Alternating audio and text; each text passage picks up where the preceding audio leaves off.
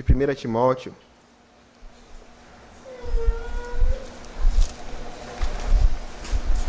1 Timóteo, capítulo 2.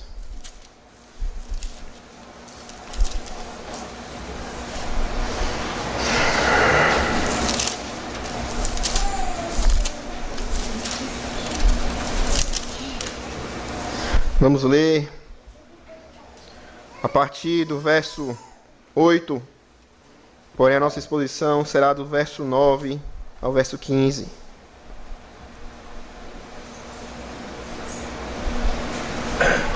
Primeiro Timóteo 2, a partir do verso 8, porém nossa exposição será do verso 9 ao verso 15.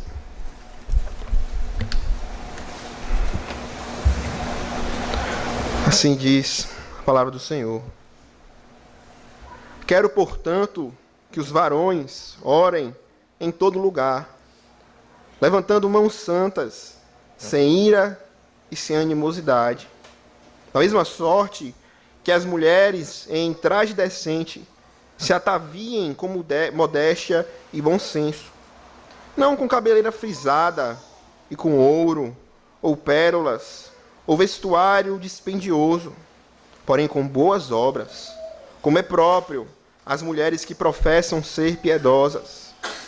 A mulher aprenda em silêncio, com toda a submissão, e não permito que a mulher ensine, nem exerça a autoridade de homem, esteja, porém, em silêncio.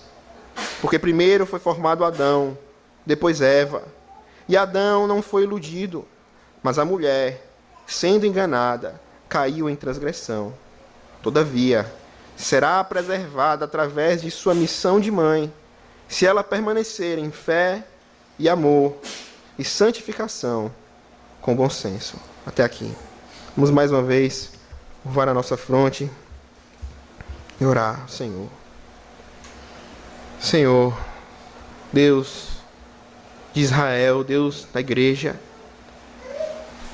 nosso cabeça, nosso mestre, nosso rei. Senhor, aqui mais uma vez estamos diante de Ti, da Tua palavra que nos foi lida, que traz ensinamentos tão preciosos e importantes, mas tantas vezes tão difíceis para nós, quando não guiados pelo Teu Espírito, aceitarmos. Senhor, tem misericórdia do Teu povo, porque quanto mais nos afastamos daquilo que a Tua palavra nos ensina, mais sofremos. Mais sofremos porque acabamos fazendo aquilo que é mal aos Teus olhos. E tudo aquilo que é mal aos Teus olhos, certamente, também traz mal para nós. Senhor, não deixa que seja assim, mas intervém através da Tua palavra e com Teu Espírito, abençoa agora esta hora, para que possamos não somente ouvir, mas, de fato, abraçar a Tua palavra, obedecê-la, praticá-la, e assim também podermos testemunhar da glória do Evangelho. Ó Senhor, abençoa a Tua palavra que dê frutos, abençoa o Teu povo para que seja santificado, abençoa os visitantes para que possam se converter ao Senhor, e abençoa a mim, Senhor, um servo inútil, fraco, mas que o Senhor derrame o Teu Espírito nessa hora, para que venha falar com poder, e no nome do Senhor Jesus é que oramos. Amém. Congregação do Senhor Jesus Cristo, talvez uma das coisas que os cristãos mais deveriam se interessar, ou devem se interessar, deve ser exatamente procurar conhecer qual é a vontade de Deus em cada área da sua vida. Infelizmente, nem todos fazem assim hoje em dia. É verdade que muitos cristãos estão interessados em muitos assuntos da teologia, mas poucos da vida. Muitos interessados em debates, em questões controversas das Escrituras, mas pouco interessados sobre o que a Escritura ensina a respeito da maneira como temos que viver. De maneira que muito temos a aprender com textos como esses. É interessante essa carta que o apóstolo Paulo escreveu a Timóteo, porque é uma carta que poderíamos dizer assim, é uma carta para colocar a igreja em ordem. Os irmãos devem lembrar de outras ocasiões que estudamos essa carta, do seu contexto, como o apóstolo Paulo, em determinado momento do seu ministério, delegou ao jovem Timóteo que ele permanecesse em Éfeso, para exatamente combater alguns falsos ensinos e mestres que estavam proliferando naquela igreja. O apóstolo Paulo disse: Timóteo, fica aqui. Você é o meu missionário em Éfeso. E eu quero que você então enfrente esses falsos mestres e coloque a igreja em ordem. É nesse contexto então que o apóstolo Paulo escreve essa carta, dando instruções para que Timóteo então possa conduzir a igreja de volta aos caminhos do Senhor. Isso fica claro, por exemplo, no capítulo 3, no verso 14, quando o apóstolo Paulo diz que ele escreve essas coisas esperando vê-lo em breve, para que, se eu tardar, fique cientes de como se deve proceder na casa de Deus, que é a igreja do Deus vivo, coluna e baluarte da verdade. Que o apóstolo Paulo deixa claro qual o principal objetivo da carta. Ele quer que, se ele tardar, Timóteo fique ciente como se deve proceder na casa de Deus. E, obviamente, ensine isso ao povo em Éfeso. De maneira, meus irmãos, que então você vê na carta o apóstolo Paulo, depois de ter estabelecido todos os princípios da fé, do evangelho, da lei, corrigindo alguns ensinamentos errados desses falsos mestres, ele começa a se direcionar às diversas classes de pessoas da igreja. Ele se direciona aos homens, nos versículos anteriores ao que nós lemos, instruindo para que os homens sejam homens de oração, homens que intercedam pelas autoridades, homens que levantem mãos santas, homens que sejam unidos em oração, de maneira que eles venham cumprir, então, este papel na igreja.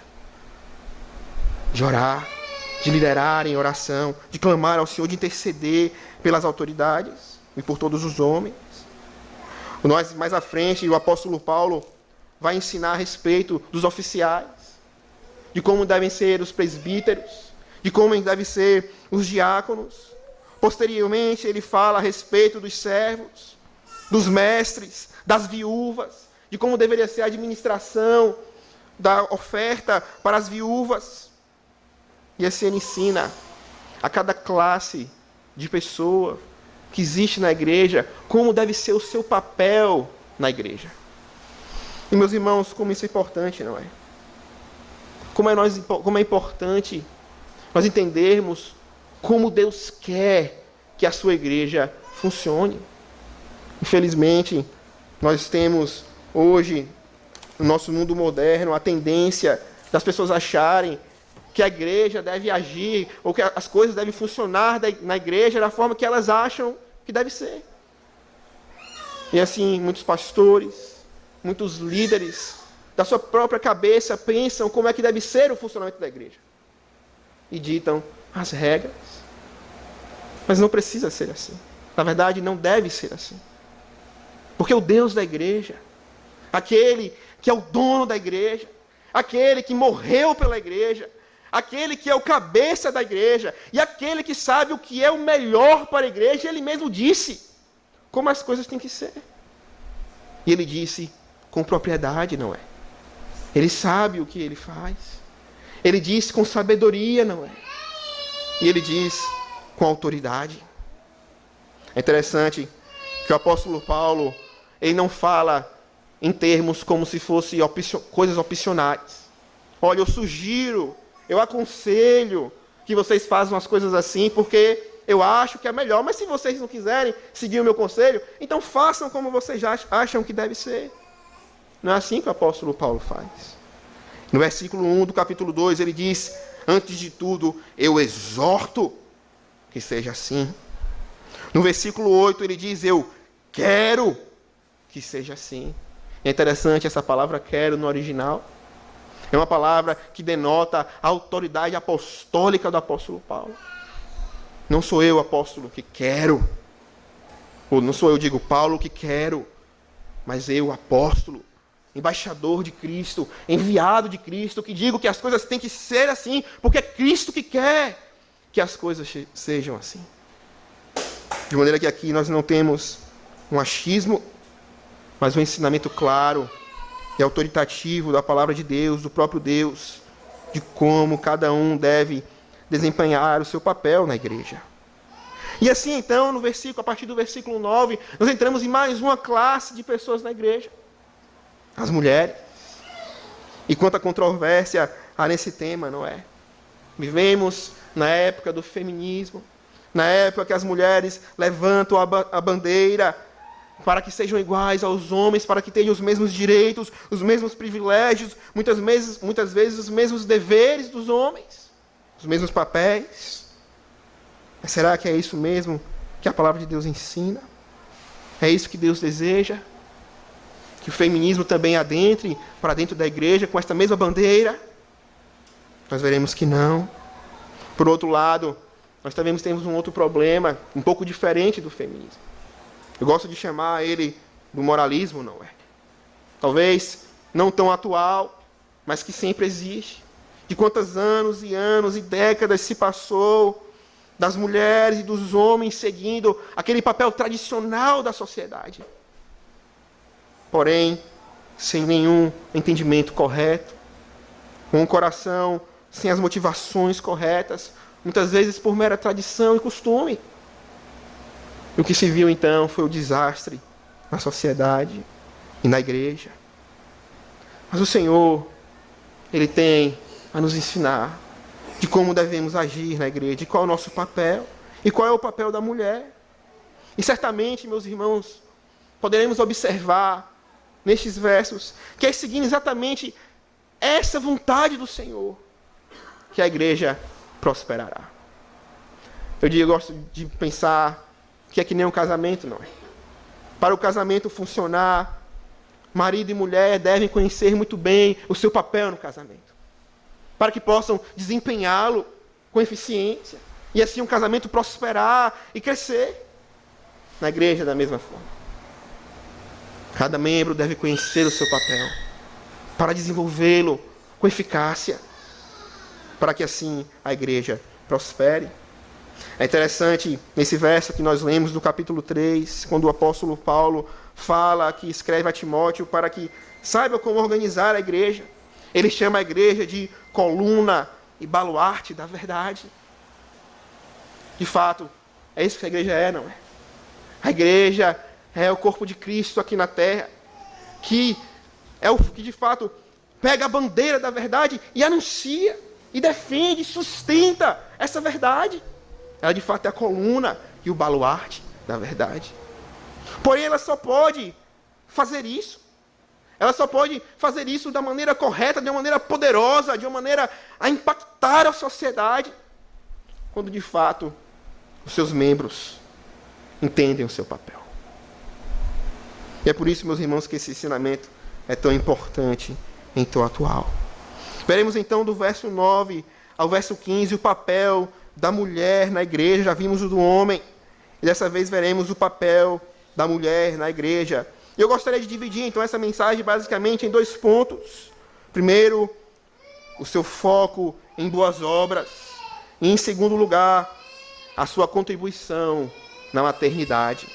Então, o papel da mulher na igreja, o seu foco em boas obras e a sua contribuição na maternidade.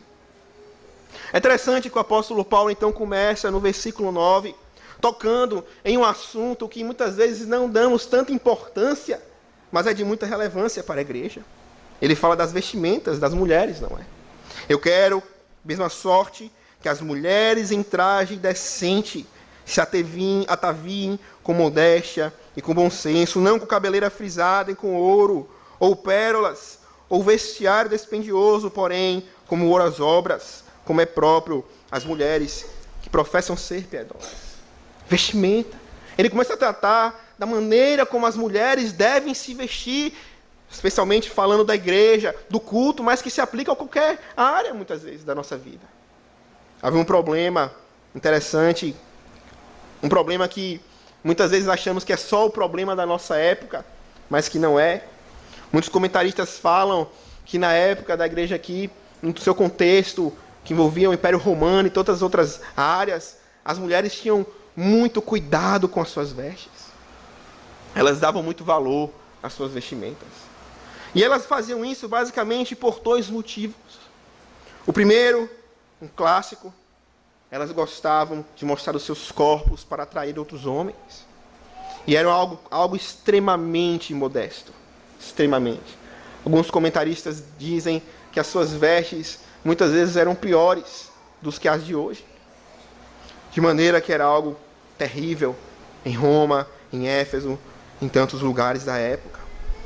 E as mulheres, então, muitas vezes eram tentadas a trazer isso para a igreja também.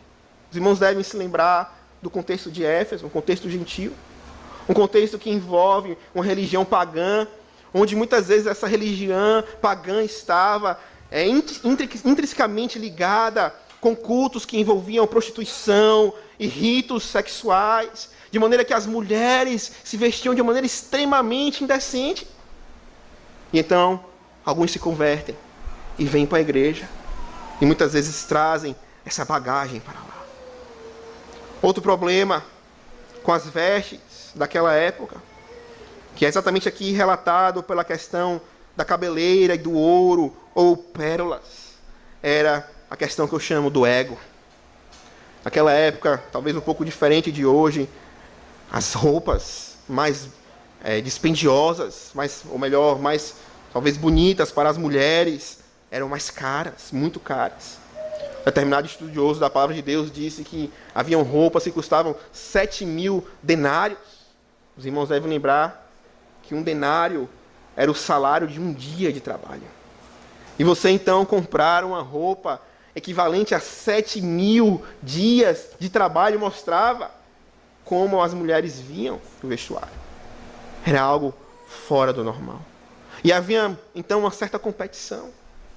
As mulheres gostavam de mostrar a sua prosperidade, o seu poder aquisitivo, a prosperidade do seu lar, da sua casa, o sucesso da sua família, através das vestimentas, punhadas de ouro, de pedras preciosas, de cabeleiras que passavam horas para se fazer, e todo um costume extremamente exagerado, que também adentrou a igreja, certamente. Meus irmãos, isso era algo que aconteceu há quase 2.000 anos atrás. E é algo extremamente atual também, não é? Infelizmente, quantas pessoas, especialmente mulheres com respeito a esse assunto, se vestem com a intenção de engrandecer o seu ego, com a intenção de chamar os olhares para si, e as pessoas verem, nossa, que roupa bonita, como fulano está linda, bonita, deslumbrante, aquela roupa, daquela grife, daquele lugar caro. Isso é muito atual também. Infelizmente, atual até mesmo na igreja, onde as pessoas entram e vêm ao culto para adorar a Deus, com roupas que estimulam lascívia, com roupas que engrandecem o ego, semelhantemente ao que aconteceu também em Éfeso. Mas, meus irmãos, o apóstolo Paulo então diz, não é assim que deve ser. As vestes não são algo irrelevante, não são algo que devem ser desprezadas, que você faz como você quiser. Não, as vestes também são importantes para Deus. Elas são importantes para Deus porque elas não somente cobrem o seu exterior, não somente porque elas limitam a lascívia dos homens, não somente por todos esses motivos comuns que nós pensamos, mas principalmente porque elas revelam o que está no seu coração. As suas vestes revelam o que está no seu coração. É interessante essa palavra utilizada pelo apóstolo como traje, que as mulheres se ataviem com traje decente. Essa palavra se refere principalmente a roupas, de fato, mas ela é mais utilizada de uma maneira mais aprofundada do que roupas. Ela se refere à atitude. a disposição de coração ao interior. De maneira que o apóstolo Paulo não está chamando a atenção somente para o que você veste, mas para o que faz você vestir o que você veste. O que é que está por detrás das suas roupas? O que é que está no seu coração quando você se veste assim? E meus irmãos, certamente são coisas que não agradam a Deus, não é? Quão soberbo é o coração daqueles que se vestem para chamar a atenção para o seu corpo, para as suas finanças, para o seu ego. Pior ainda, aqueles que vêm à igreja cultuar a Deus nesta condição. Quão triste é a situação das mulheres que se vestem de maneira indecente e vêm à igreja assim, muitas vezes com a intenção de atrair este ou aquele outro rapaz. Quão triste é a situação das casadas, então, não é? Que vêm à igreja desta maneira demonstrar toda a sua infidelidade aos seus maridos, expondo aquilo que não deveriam expor. De maneira que o problema, meus irmãos, mais do que as vestes, é o coração. O que está por detrás das vestes. E então o apóstolo Paulo diz, não deve ser assim na igreja. As mulheres devem se vestir em traje decente. É interessante também essa palavra quando ele diz que elas se ataviem assim. É uma palavra que fala não somente de você colocar uma roupa, mas é no sentido de que você está se preparando para algo. Talvez, muitas vezes foi usada no sentido de um encontro, não é? Mas nós sabemos, por todo esse contexto de Timóteo, capítulo 2 e 3, que o apóstolo Paulo está falando de culto aqui. Ele está falando quando vocês vão se preparar para o culto. Vocês devem se preparar também com as suas vestes. Vocês devem se preparar com as suas vestes. Quando vocês estiverem indo para o culto, vocês devem pensar em como glorificar a Deus e como adorar a Deus, a começar da maneira pelo qual você irá se vestir. E ele então usa essa expressão em traje decente. É interessante, se alguns tiverem a outra tradução da Almeida Corrigida e Fiel, ela vai dizer que é em traje honesto. Exatamente para expressar como que quando você vem com uma vestimenta imodesta ou uma vestimenta que não está apropriada de fato para a igreja, você está sendo alguém desonesto. Você está sendo alguém que de fato não está cumprindo o propósito de estar aqui. Você está vindo para a igreja, mas o seu coração não está aqui. Você está vindo para o culto, mas o seu coração não está sendo honesto. Você não está vindo para adorar a Deus. Você não está vindo para glorificar a Deus. Você está vindo com fins carnais. E é por isso que ele usa essa expressão, traje decente, traje honesto, traje de ordem. Também poderia ser assim. E ele então explica como deve ser o princípio pelo qual as mulheres devem se vestir na igreja. Ele diz que deve ser com modéstia e com bom senso.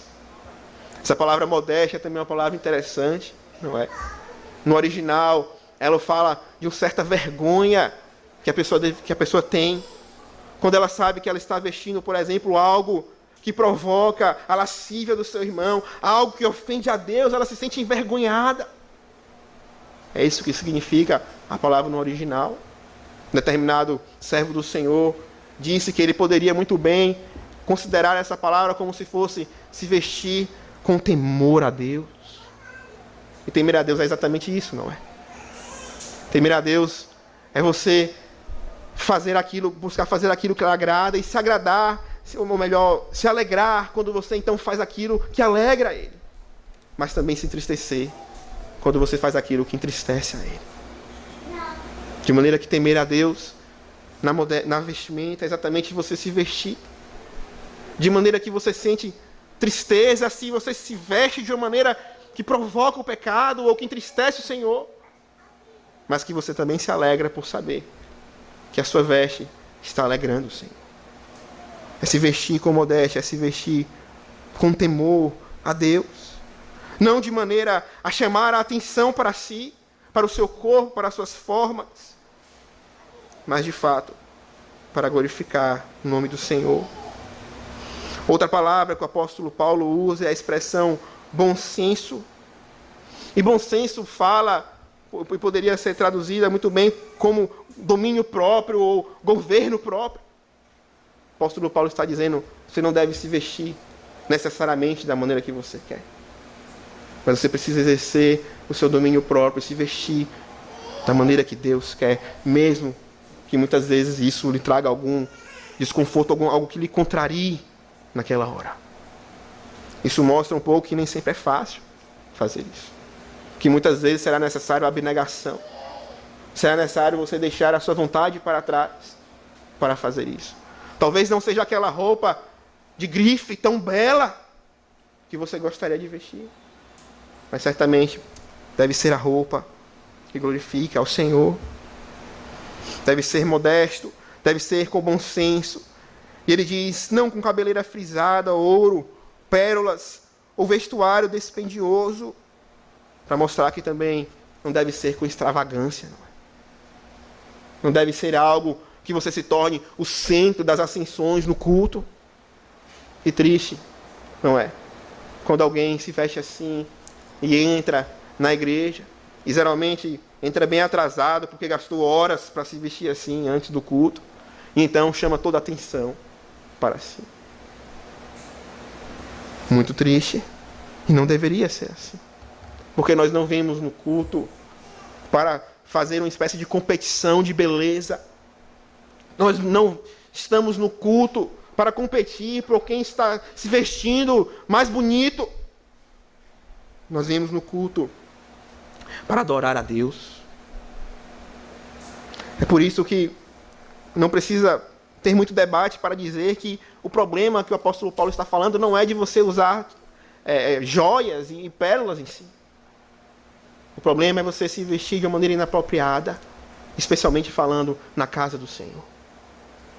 Não necessariamente você poderia ir para uma festa, talvez, um evento, não sei, social, e você poderia talvez colocar aquele vestido mais caro, mais bonito, e não seria necessariamente algo imodesto.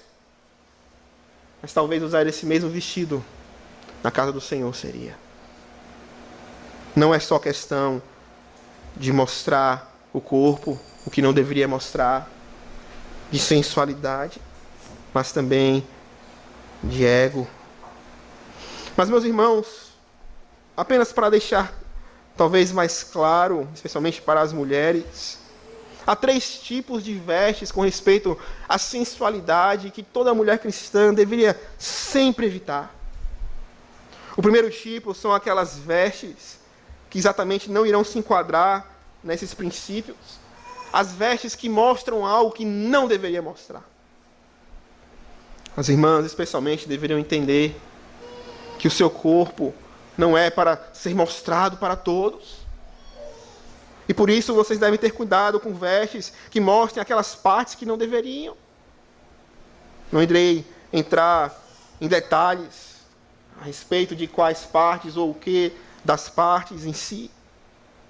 As irmãs sabem o que provoca no homem de fato a lascívia, o que de fato é vergonhoso, o que não é, e isso deve ser evitado. Decotes, pernas de fora, barriga, são coisas de extrema imodéstia. Mas não basta apenas ter cuidado com vestes que deixam as partes que não deveriam deixar de fora, mas deve ter cuidado também com vestes que às vezes cobrem tudo, mas não tiram a forma. Muitas vezes, meus irmãos, as irmãs usam roupas que estão todas cobertas dos pés às cabeças, mas são extremamente apertadas e definem os seus contornos e apelam para a sensualidade. Isso também deve ser evitado. Mas talvez o mais sutil, e que eu gostaria de frisar, são aquelas vestes que nem cobrem tudo e nem descobrem, mas deixam partes expostas. São aquelas fendas, aqueles decotes sutis, aquelas coisas que não necessariamente mostram, mas que atraem os olhares e que estimulam a vontade de mais. Meus irmãos, isso deve ser evitado, rejeitado pela igreja. Isso é importante para o Senhor. Mas, como disse, o principal objetivo do apóstolo Paulo não é em si falar das vestes ou dos modelos de vestes que você utiliza, mas o que está por detrás disso. E é por isso que no final ele termina não com cabeleira ou pérolas ou vestuário, porém com boas obras. Interessante, não é? Como é que alguém poderia se vestir com boas obras? Que veste de boas obras é essa que o apóstolo Paulo está falando que a mulher deveria se vestir? Meus irmãos, ele está falando isso para mostrar exatamente que a mulher cristã, ela não deve estar envolvida na moda, por assim dizer, como o mundo está. Você pega uma mulher que não conhece a Cristo. Qual o foco da vida dela? Qual o foco da vida de uma pessoa que não conhece o Senhor Jesus Cristo? O foco dela é ela. É realizar as suas vontades, satisfazer os seus prazeres, seguir os seus sonhos. E ela então busca todos os meios que ela tem para alcançar os seus objetivos. E é por isso que a moda toma outra figura para essas pessoas. Elas se vestem para engrandecer a si mesmas, se vestem para que sejam elogiadas de maneira indevida, para atrair os olhares dos homens, para glorificarem a si, ao corpo, ao ego, ao sexo, à lascívia. O apóstolo Paulo diz, não é assim com aquelas que conheceram a Cristo. Elas não têm isso, esse não é o objetivo da sua vida. O objetivo da sua vida é servir aquele que lhe salvou. É dar a vida por aquele que morreu por você. É fazer a sua vontade em tudo. É agradá-lo, é servi-lo, é testemunhar do seu evangelho. Então, sinceramente, o vestuário, a moda, pode até ter, certamente tem algum grau de importância lícito e genuíno, mas ele não está no topo da lista, concordo? Ele não é o primeiro, nem o segundo. Há tantas coisas para uma mulher se preocupar mais importante do que as suas vestes. Há tantas coisas, tantas necessidades na igreja que precisam ser atendidas. Há tantas pessoas que desconhecem o evangelho, tantos familiares que, se morrerem hoje, irão para o inferno. Há tanta coisa para orar. Há tanta coisa para fazer no reino de Deus. De maneira que a minha última preocupação é aquela joia cara, é aquela veste cara e dispendiosa para eu me utilizar. Você consegue entender, querida irmã? A veste tem a sua importância. Eu sei que tem.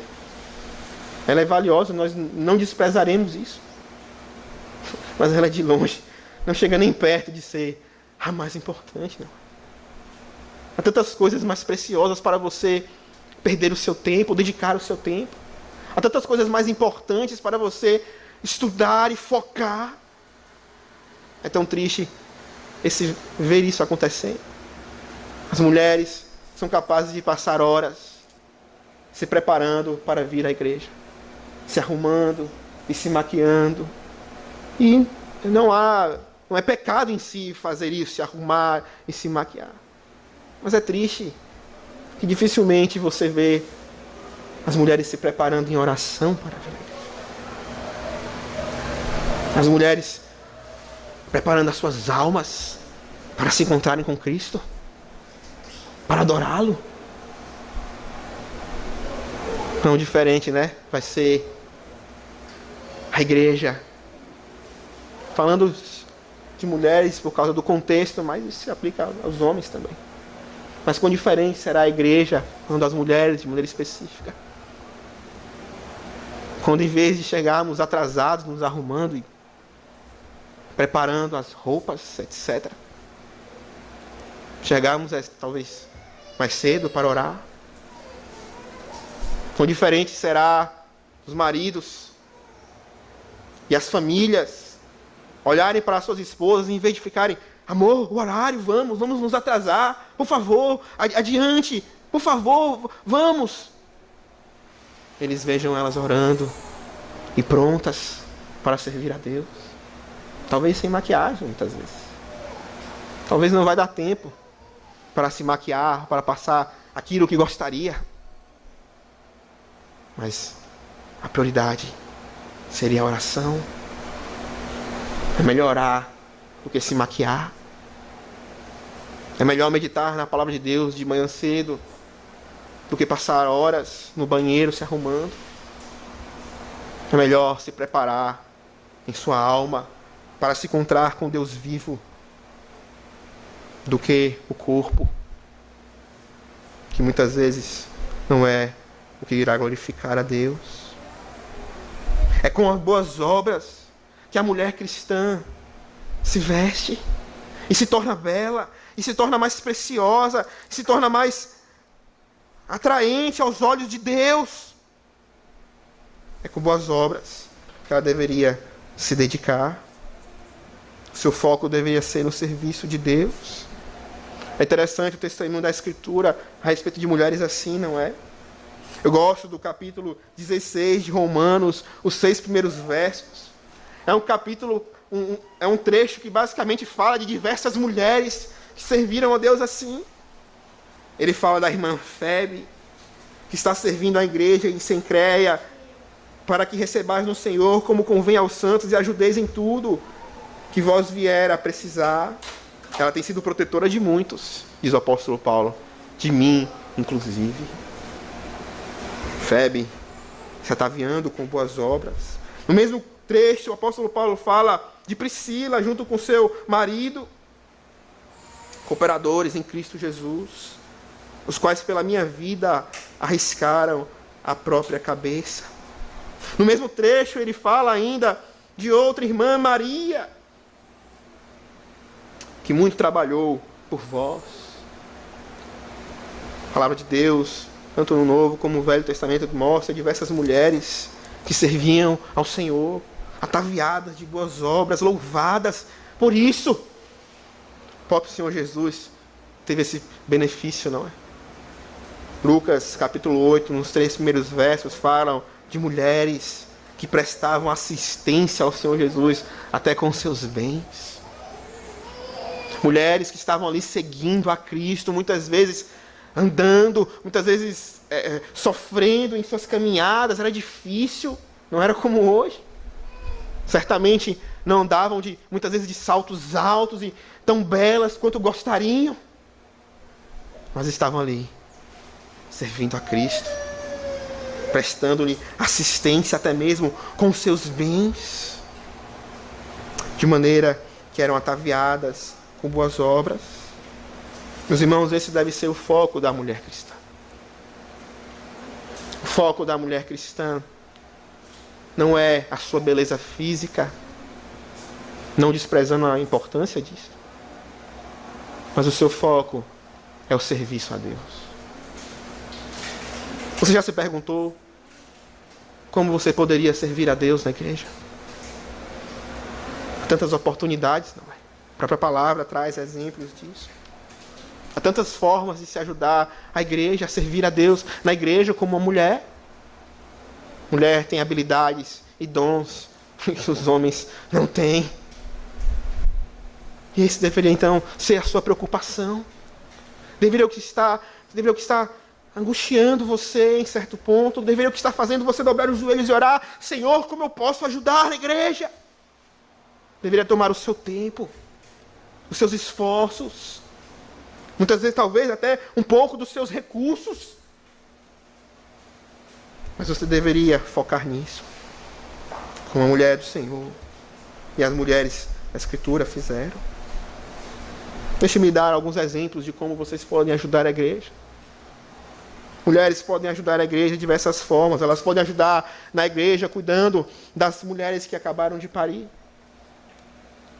As irmãs que têm filhos sabem das dificuldades que existem no puerpério. Como é difícil lidar com recém-nascido muitas vezes. Privação de sono por vários dias, meses. Dificuldade de até preparar comida. Muitas vezes, talvez as solteiras não tenham esse entendimento. Mas para vocês terem um pouco de ideia, é comum você ver mulheres nessa fase que mal tomam banho, porque não tem condição. Elas não conseguem nem parar. Roupa! Você vai parar para roupa, se... não dá. Toda a atenção está ali focada para um recém-nascido que tem muitas demandas. E como você pode então servir a Deus? Aqui está um simples exemplo, muito no nosso contexto, diversas grávidas na igreja, prestes a ter seus filhos. Jovens que não têm, podem apoiar essas mulheres. Não é preciso muito às vezes. Às vezes levar um prato de comida, um almoço, já ajudaria tremendamente. Às vezes se dispor a ficar ali um pouco, talvez limpando a casa. Então, até mesmo, você quer que eu olhe o seu neném para você descansar? Isso é de grande ajuda. Ajuda imensurável que somente aquelas que estão passando por essa fase sabem o quão é importante. E você pode servir a Deus assim. Você pode servir a Deus cuidando dos enfermos, dos idosos, das crianças na igreja. Há tantas formas de se ajudar. Há tantas formas de se apoiar, de auxiliar o ministério da igreja. E essa deveria ser, então, a sua ocupação. Eu citei algumas poucas, mas vocês podem pensar em muito mais do que eu. O que é que você pode ajudar a igreja? Isso é mais importante do que a sua roupa. Sirva a Deus. Mas, minhas irmãs, não somente o foco é revelado, que o foco da mulher cristã deve ser em suas boas obras. Mas é interessante que o apóstolo Paulo conclui essa parte dizendo que isto é próprio das mulheres que professam ser piedosas. Em outras palavras, deixe-me dizer que é o testemunho. Seu testemunho está em jogo. Uma mulher que professa servir a Deus. Uma mulher que diz que ama a Cristo. Uma mulher que teme a Deus. E se veste de maneira imodesta? Que testemunho é esse? Muitas vezes essa é a primeira coisa que eu escuto na roda de amigos ímpios, ou digo, de colegas ímpios do trabalho. Passa uma mulher que se diz cristã, com uma veste imodesta, com uma calça apertada, uma saia, alguma coisa. A primeira coisa que diz, está vendo? E é crente. E é crente. E não adianta. Por mais que você fale do evangelho, por mais que você não esteja nem mal intencionada, muitas vezes não está mal intencionada. Apenas não tem o entendimento correto daquilo. Mas aquilo irá afetar o testemunho do evangelho que você diz que é. Trajes extravagantes demais, exorbitantes também. É isso que o crente se interessa. Ouro, riquezas, chamar a atenção. É um péssimo testemunho. Mas então há uma mulher que passa de maneira modesta, de maneira simples, de uma maneira que não é muitas vezes extravagante. E as pessoas logo notam, tem algo diferente nela. Ela é diferente. Muitas vezes a mulher, nós temos esse pensamento pecaminoso que o mundo tem, que a mulher, para ser bonita, tem que se vestir daquela forma e daquela outra. Mas é o contrário. Muitas vezes, a grande maioria das vezes, as mulheres que se vestem com modéstia e graça e bom senso são tidas como belas. São tidas como, de fato, aquela mulher chama minha atenção. Elas passam confiança. Elas passam fidelidade.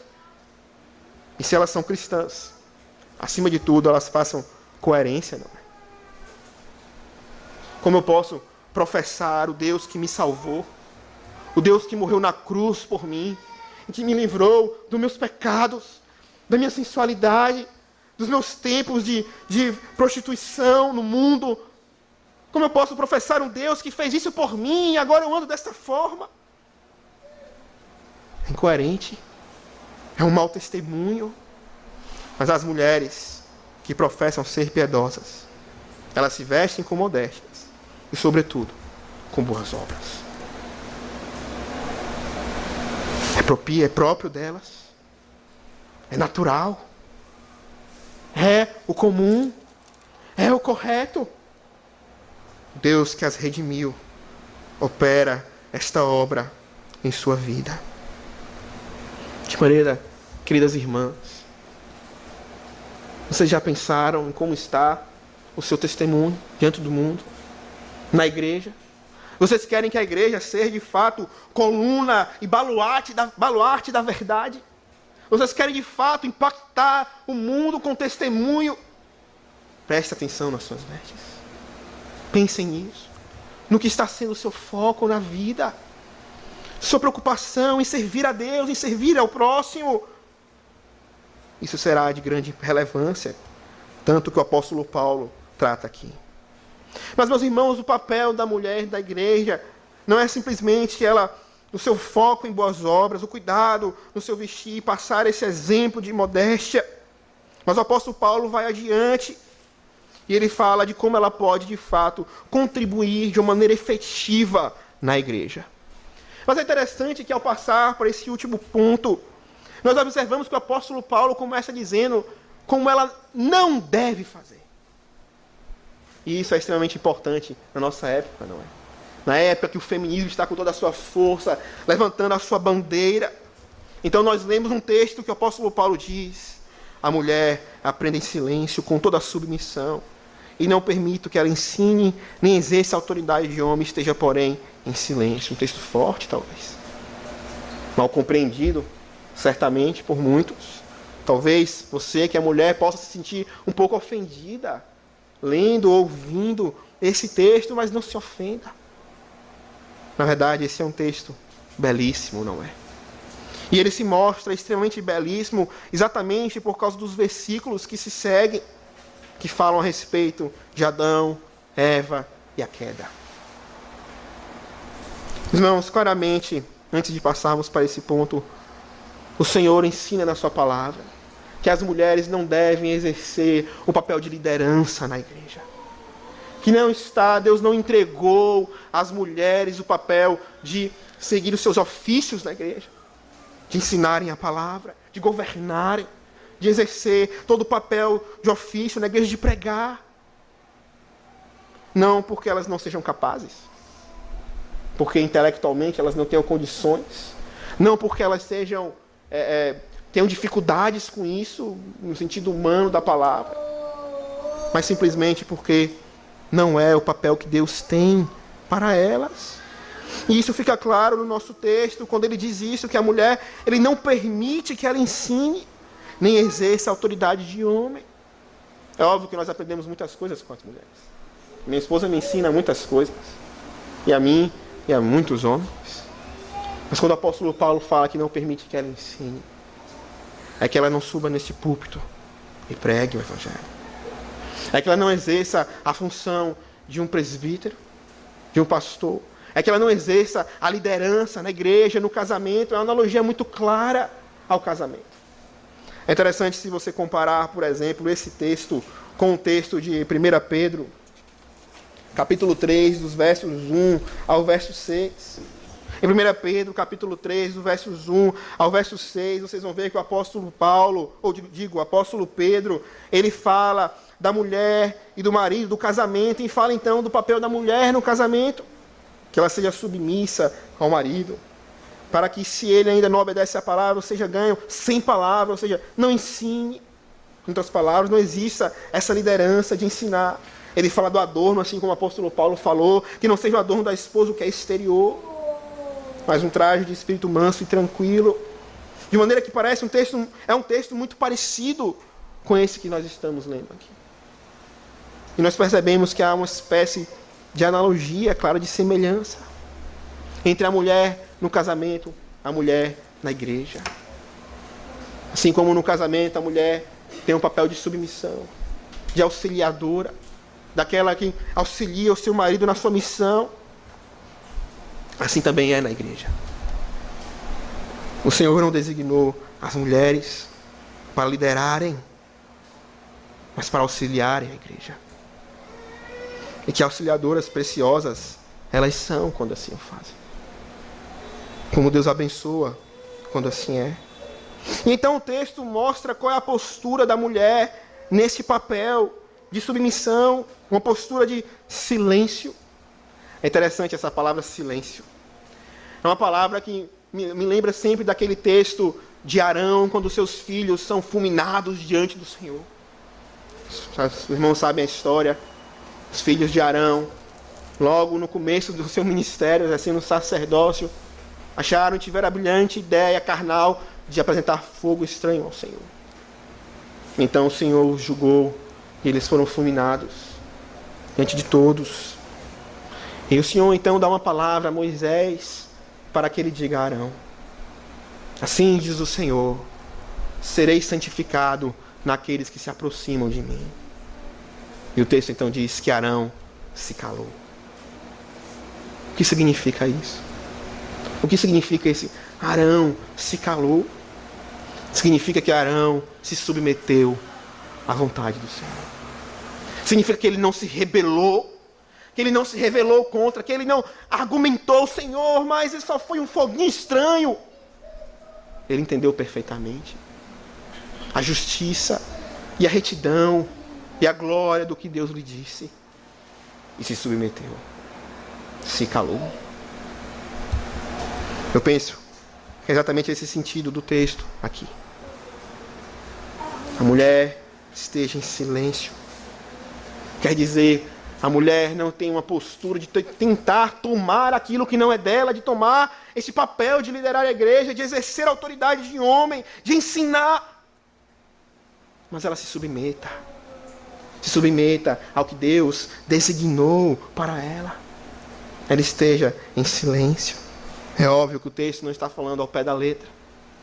As mulheres não podem cantar os salmos, estejam em silêncio. As mulheres não possam falar com ninguém, estejam. Ela está falando que as mulheres devem se submeter ao papel, aceitar o papel de bom grado que Deus deu para elas. E ele fala isso, penso eu, pelo motivo de que, aparentemente, esse papel parece ser um papel pequeno, não é? Auxiliadora na igreja. Eu não posso ensinar, eu não posso subir num púlpito e pregar, eu não posso ser uma presbítera, uma diácona, eu não posso governar na igreja. Poxa, porque as mulheres são inferiores aos homens, são pequenas, não podem fazer essas coisas. Parece que ela é inferior. E aí então, muitas vezes nós somos tentados, né, a pensar dessa forma e nos questionarmos e nos rebelarmos contra isso que a palavra de Deus ensina e dizer: não, não deve ser assim. Eu devo tomar o papel, eu tenho a mesma capacidade dos homens. E eu penso que é exatamente por isso que o apóstolo Paulo colocou isso. Não faça isso. Não se rebele.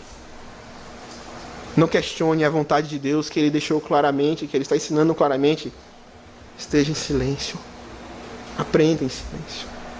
Aceite o papel que Deus lhe deu. Mas não somente aceite. Aceite de bom grado. É isso que quer dizer.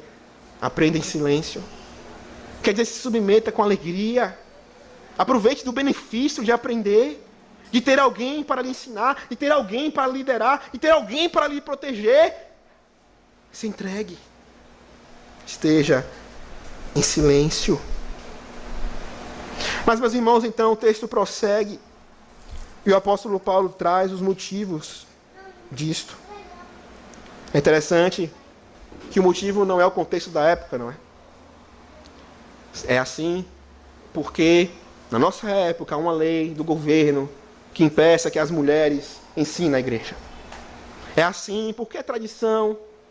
Os homens sempre fizeram, então os homens devem continuar a fazer. Não. O apóstolo Paulo diz: é assim. Porque primeiro foi formado Adão e depois Eva. E Adão não foi iludido, mas a mulher, sendo enganada, caiu em transgressão. O apóstolo Paulo traz um argumento teológico, histórico, não é? Ele olha lá para a criação e diz, em outras palavras, é assim, porque Deus fez assim. Deus criou homem e mulher. Os dois são importantes para ele, é verdade. São obras das suas mãos. Mas ele criou primeiro o homem, depois a mulher. Ele criou o homem para ser o cabeça. o líder amoroso, aquele que toma a frente, aquele que protege, guia, guarda, lidera em amor. E ele criou a mulher depois da sua costela, para lhe auxiliar, lhe encorajar, lhe fortalecer, para estar ao seu lado nessa missão que foi dada ao homem. Deus fez primeiro Adão, depois Eva. Mas talvez o principal argumento que apela para todos nós, e para vocês mulheres, é o que vem no verso 14, não é? A queda. Os irmãos sabem como foi a queda, não? Como a serpente, então, dialogou com a mulher, e a seduziu e iludiu, e a mulher, então, comeu do fruto, e depois deu ao seu marido. Ora, pelo casamento e pela instituição de Deus, não deveria ser assim. A mulher não teria nada que dialogar com a serpente. Ela deveria passar para o marido, fale com ele. Ela não deveria jamais ter tomado uma decisão tão séria, impactante, como aquela que a serpente lhe iludiu, sem consultar o seu marido, sem passar para ele. Era a decisão dele. Ele é o cabeça. De maneira que o pecado entrou no mundo com todas as suas consequências terríveis, através exatamente da quebra deste princípio de submissão da mulher e de omissão e da omissão da liderança do homem. E o apóstolo Paulo traz isso à tona, não é? Ele diz, isso aconteceu, lembra? Você sabe o que acontece quando você tenta tomar a autoridade que não é sua? Quando você tenta assumir o papel que não é seu, que Deus não designou para você, eu vou lhe dizer o que acontece. É o que aconteceu com Eva e com o mundo. E olha as consequências disso. O pecado entrou no mundo e a morte com ele. E todas as misérias que nós sabemos e conhecemos. Nós somos separados de Deus. Nos rebelamos contra ele. Fomos expulsos do seu jardim. A terra agora dá abrolhos. Trabalhar é muito mais difícil. O parto, as dores, as tristezas, as infelicidades, todo o pecado, a nossa corrupção agora, da nossa natureza, o inferno, tudo isso veio. E veio através da quebra desse princípio. E você quer seguir por esse caminho, então? É isso que o apóstolo Paulo está dizendo. Você, então, quer seguir o exemplo de Eva? Você quer trazer caos, dor, sofrimento, perdição para a igreja, para a sociedade, para a sua família? Então lidere! Assuma a autoridade do homem. Vire pastora, presbítera, diaconisa. Vá pregar. E tome todas essas prerrogativas que Deus deu ao homem. E é isso que irá acontecer. E não é assim. Não foi assim quando Jezabel era a cabeça de Acabe. E ele fazia o que ela lhe mandava. Não foi assim com tantas vezes que rainhas tomaram o trono de Israel. Não foi assim na história. O próprio profeta disse que as mulheres a testa do seu povo, sua ruína de Israel, porque elas estão tomando um lugar que Deus não designou para elas. Talvez não é esse um dos motivos do caos na igreja moderna. Homens omissos, homens que não querem mais tomar a liderança, porque não se enganem.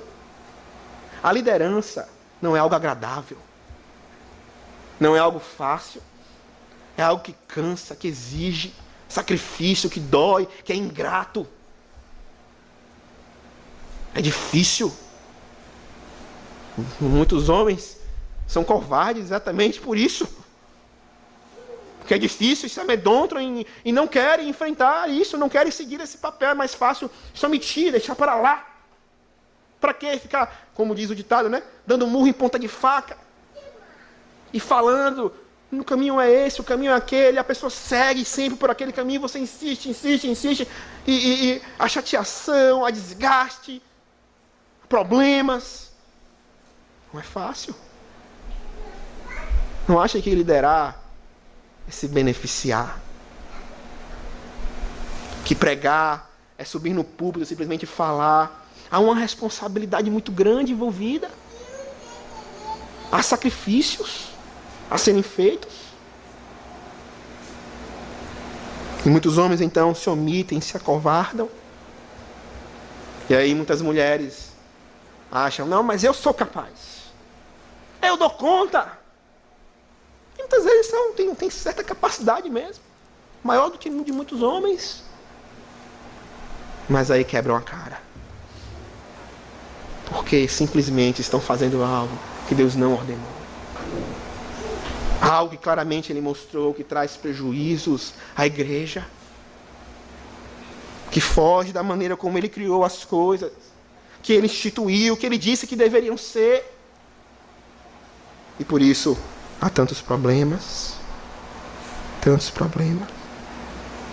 O apóstolo Paulo diz, não é assim que deve ser. Mulheres, estejam em silêncio. Não exerçam autoridade de homem. Aprendam, se submetam. Lembrem do exemplo de Eva. Mas eu vou lhe dizer a maneira então como vocês podem contribuir. A melhor maneira como vocês podem contribuir na igreja. O apóstolo Paulo diz exatamente no último verso desse texto. Ele diz, todavia será preservada, através de sua missão de mãe, se ela permanecer em fé e amor e santificação com bom senso. Aqui está. A melhor forma de você contribuir, mulher, na igreja, na sociedade, no mundo. Deus não lhe deu o papel, de fato, de você exercer a liderança, de você ensinar e pregar a palavra no púlpito, de você, de fato, governar na igreja como um presbítero. Mas Deus lhe deu um papel glorioso. Ele lhe deu algo que pertence a você, mulher.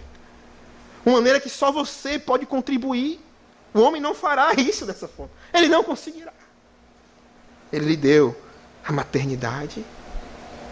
Oh, como maternidade desprezada. Mas como ela é valiosa. Que glória é uma criança. Uma criança que tem um privilégio de ser cuidada pela sua mãe. Com amor, com fé, com graça.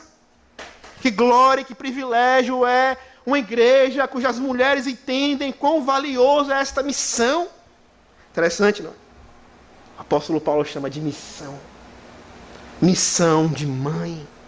É uma missão que Deus deu para a mulher, para ela realizar.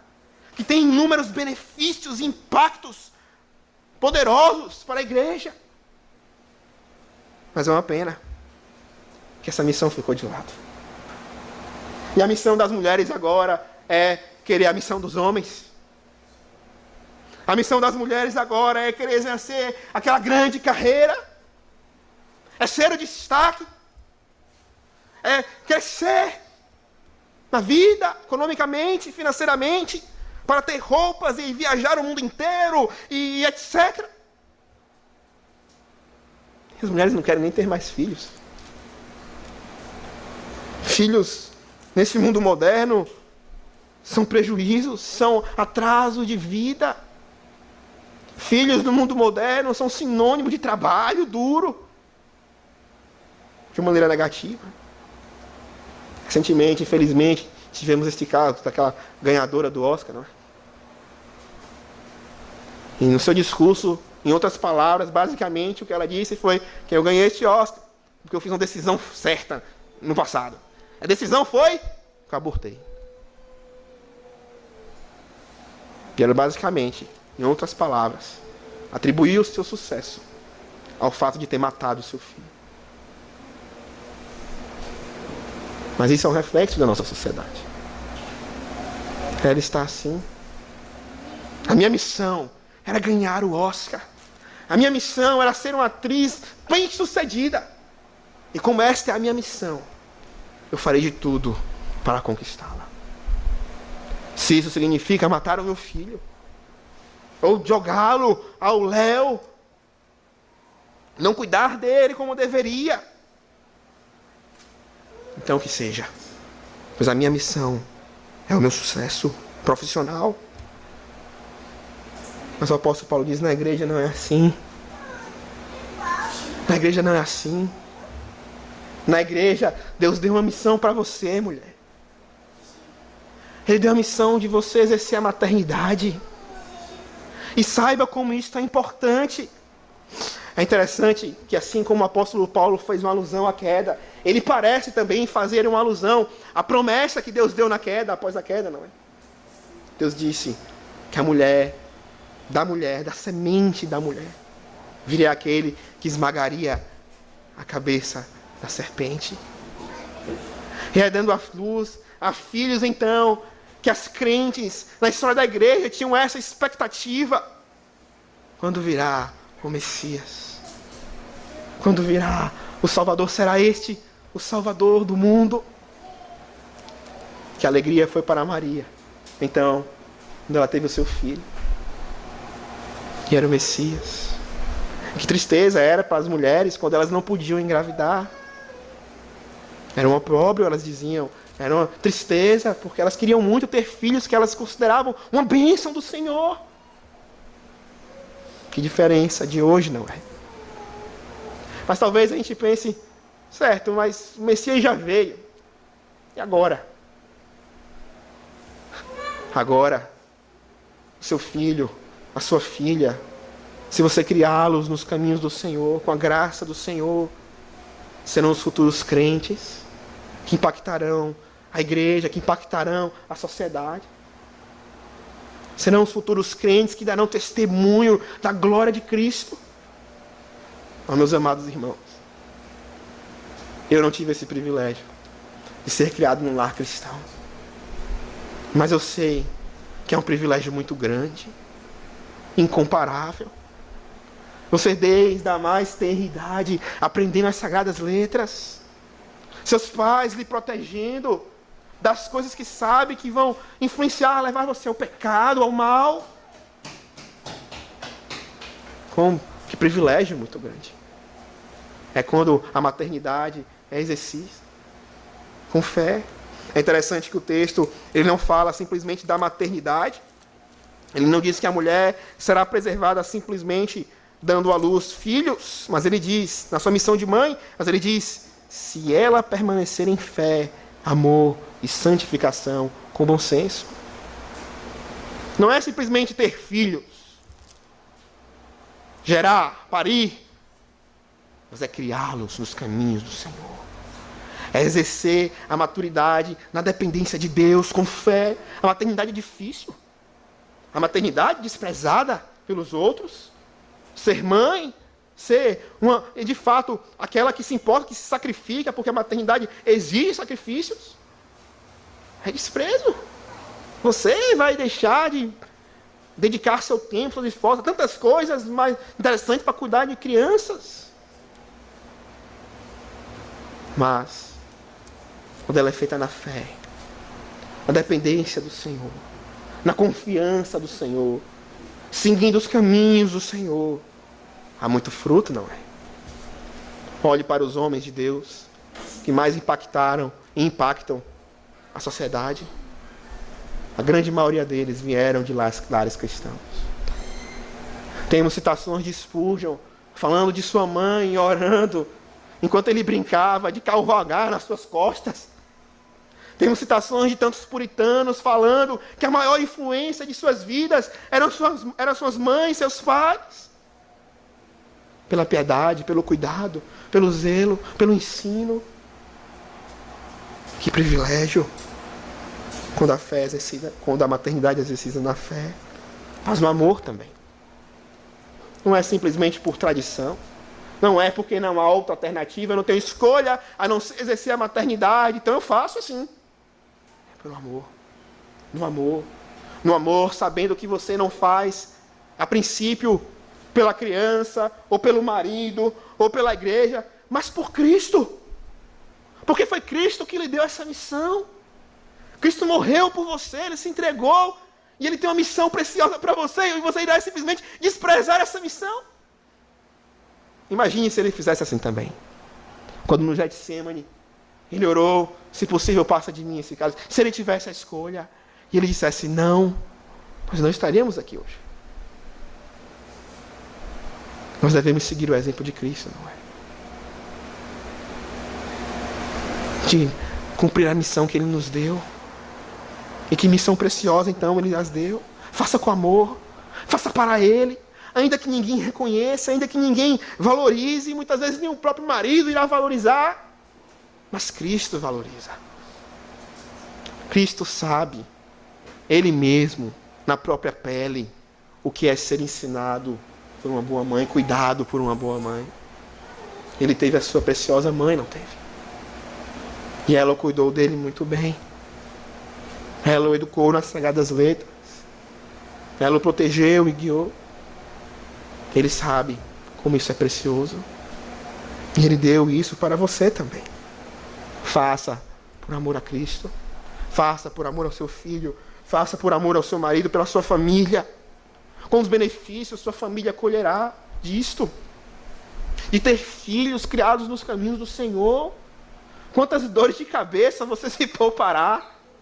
Quantas glórias haverá na sua casa. Que glória será um dia se eu ver minha filha, meu filho, se trancando no quarto para orar, para buscar o Senhor. De eu ver meus filhos crescidos, constituindo famílias no Senhor. Na igreja, se eu ver meu filho um dia sendo um presbítero, um pregador, um pastor. Que glória. E eu sei, que para isso acontecer, grande responsabilidade, missão, tem a minha esposa. Eu também, é verdade. Mas Deus deu uma missão especial para ela. Ela tem mais parte nisso. E terá mais glória também. E mais galardão da parte do Senhor. Que privilégio. No amor, na fé e na santificação. Porque nós somos pecadores. E erraremos muitas vezes, não é? E é difícil. Mas é na santificação. O Espírito Santo operando, nos santificando, nos transformando cada dia, para que possamos exercer essa missão, de fato, que o Senhor nos deu, no caso das mulheres e a maternidade. Então ela será exercida. Com bom senso, diz o texto. Mesma palavra utilizada com modéstia e bom senso, fala de domínio próprio, de sacrifício. Muitas vezes você terá que sacrificar algo. Mas se fizer assim, o texto diz, será preservada. Algumas traduções dizem assim, salvar-se-á. Eu acho linda essa expressão. Por muito tempo eu fiquei me perguntando, o que queria dizer isso?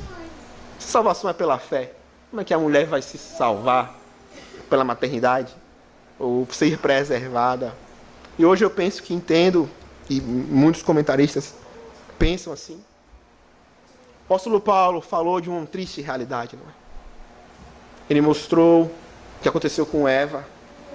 E o que acontece todas as vezes que as mulheres deixam de lado a sua missão de auxiliadora, de mãe, e tentam tomar a missão dos homens de liderar, de exercer autoridade, etc. Acontece o que aconteceu com Eva. O caos, tristeza, pecado, mundo caído. Mas quando a mulher faz diferente, quando ela exerce a sua missão de mãe com fidelidade, ela será preservada. Ela será preservada e salva de toda essa miséria que Satanás fez com Eva. E toda essa tristeza e sofrimento e pecado que culminou a queda. Será o oposto disso. Será benefício. será privilégio, será glória, será alegria. O Senhor será exaltado. Então, fica aqui um apelo. Primeiro, as mulheres. Que missão vocês querem cumprir? Que missão vocês querem seguir? A missão do mundo? A missão de pensar nos seus próprios interesses, de cuidar dos seus próprios interesses? E então, viver como vive o mundo? Isso se reflete até nas vestes, não é? Como vimos. Ou você quer seguir a missão que Cristo deu? De criar filhos para a glória dele. Um exército santo. Crianças piedosas. Que virarão flechas no reino de Deus. Que missão você abraçará? Mas também um apelo aos maridos, não é? Você será aquele que encorajará, apoiará a sua esposa nesta missão? Ou você será aquele a impedi-la? Infelizmente, há muitos maridos assim. Muitos maridos que inibem a esposa de exercer a maternidade da melhor maneira, como ela crê que Deus ensina.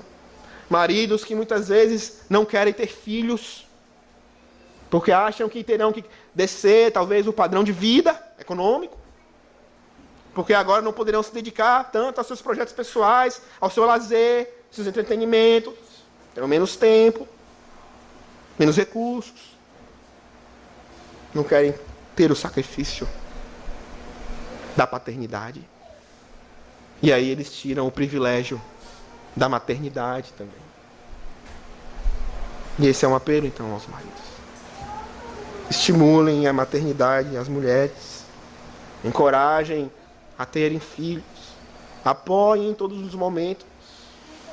Antes, depois, na gravidez. Encorajem. Não será fácil. Há muitas dificuldades. Mas é um grande privilégio e benefício para a igreja e glória para Cristo. Amados irmãos, muitas vezes falamos tanto em evangelizar, e é uma missão nossa da igreja, devemos fazer isso. É um privilégio da igreja, devemos fazer isso. Mas mais poderoso do que o evangelismo é a criação piedosa de filhos. O melhor meio de crescer a igreja é com filhos criados no Evangelho. Que o Senhor nos abençoe. Que a nossa igreja possa cumprir cada um o seu papel como coluna, baluarte da verdade.